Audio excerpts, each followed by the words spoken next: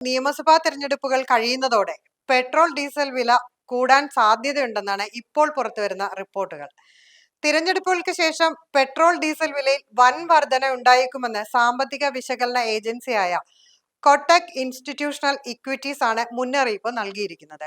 അന്താരാഷ്ട്ര വിപണിയിൽ crude oil വില ഉയർന്നു നിൽക്കുന്ന സാഹചര്യത്തിൽ ലിറ്ററിന് 25 മുതൽ 28 രൂപ വരെ വില വർദ്ധിച്ചേക്കുമെന്നാണ് റിപ്പോർട്ടുകൾ സൂചിപ്പിക്കുന്നത്. പശ്ചിമേഷ്യയിലെ സംഘർഷത്തിന്റെ പശ്ചാത്തലത്തിൽ ഹോർമൂസ് കടലിടുക്കിലൂടെയുള്ള ചരക്കു ഗതാഗതത്തിന് തടസ്സം നേരിടുന്നുണ്ട്. ഇത് ആഗോള ക്രൂഡ് ഓയിൽ വിതരണത്തെ സാരമായി ബാധിച്ചുകൊണ്ടിരിക്കുന്നു.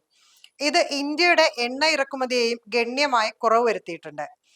അന്താരാഷ്ട്ര വിപണിയിലെ വിലവർധനവ് കാരണം പ്രതിദിന ഇറക്കുമതി ചെലവ് ഏകദേശം 190 മുതൽ 210 ദശലക്ഷം ഡോളർ വരെ വർദ്ധിച്ചതായാണ് കണക്കുകൾ സൂചിപ്പിക്കുന്നത്.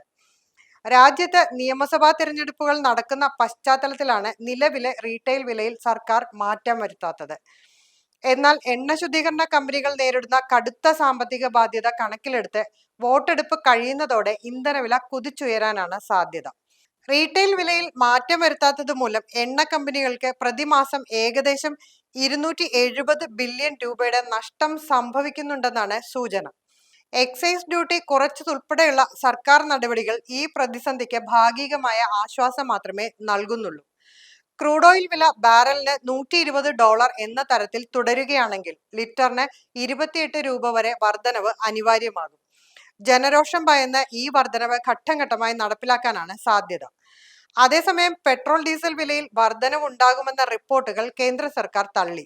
ഇന്ധന വില വർധന സംബന്ധിച്ച് സർക്കാരിന് മുന്നിൽ ചർച്ചകളൊന്നും ഇല്ലെന്ന് പെട്രോളിയം മന്ത്രാലയം പ്രസ്താവനയിലൂടെ അറിയിച്ചിട്ടുണ്ട്. പുറത്തുവരുന്ന വാർത്തകൾ അടിസ്ഥാനരഹിതമാണെന്നും മന്ത്രാലയം വ്യക്തമാക്കി. ഏപ്രിൽ 29-നാണ് തിരഞ്ഞെടുപ്പിന്റെ അവസാനഘട്ട വോട്ടെടുപ്പ് നടക്കുക. അതിനാൽ വില പരിഷ്കരണം അതിനുശേഷം മാത്രമേ ഉണ്ടാകാൻ സാധ്യതയുള്ളൂ.